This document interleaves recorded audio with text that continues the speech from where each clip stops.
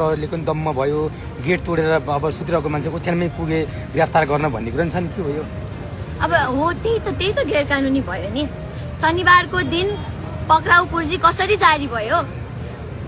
कसरी शनिबारको बिहान पक्राउ पुर्जी कसरी जारी भयो? शुक्रबार जारी भएको भए शुक्रबार किन गइएन?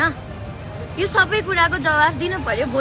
भोलि केपी शर्मा ओली कोर्टमा जाँदा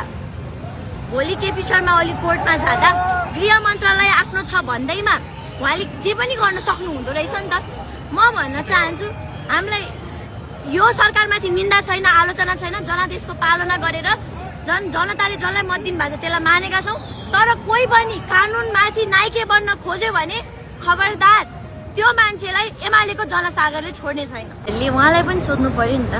पत्रकार साथीहरूले हजुरहरूले एकचोटि पनि त्यो प्रहरी प्रशासन कार्यालयमा घेरेर हजुरले सोध्नुभयो सुदन गुरुङलाई चाहिँ किन कारबाहीको घेरामा लिएन, बाँकी अरू मान्छेलाई किन कारबाहीको घेरामा लिएन भनेर त्यो ठाउँमा गएर सोध्नु भएन नि त हजुरहरूले।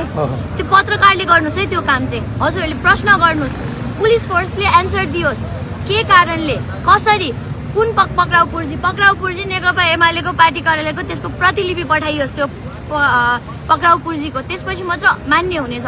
जुन आयोग सार्वजनिक भइसकेको छैन, मिडियाबाट कताबाट लिक भएको, त्यो मान्य हुँदैन। सरकारी रूपमा सार्वजनिक नभएको आयोगको आधारमा उहाँले जुन पक्राउ पुर्जी भनेर जारी गर्नुभयो त्यो गैर कानुनी हो र असंवैधानिक हो। कोही मान्छे पनि कानुनभन्दा माथि छैन, यो कुराको पनि छानबिन गरियोस् भनेको। 2/3 दम्म देखाएको भन्ने कुरा गर्नुभयो बा?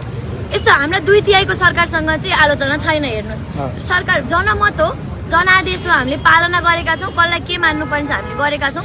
तर कोही पनि गैर कानुनी रूपमा संविधानको माथि टेकेर, गृहमन्त्री नै किन नहोस्, उसले संविधानको टाउको टेकेर असंवैधानिक रूपमा कोही माथि राजनीतिक प्रतिशोधका कारणले चाहिँ पक्राउ पुर्जी जारी गर्नु भनेको यो न राजनीतिक चेतना भएको, राजनीतिक चरित्र भएको मान्छे हो, न मानवीय नैतिकता भएको मान्छे हो। त्यही कारणले यो कुराको उत्तर चाहिँ गृहमन्त्री आफैले दिउन् भनेको। अब जनता तिम्रो साथमा छ।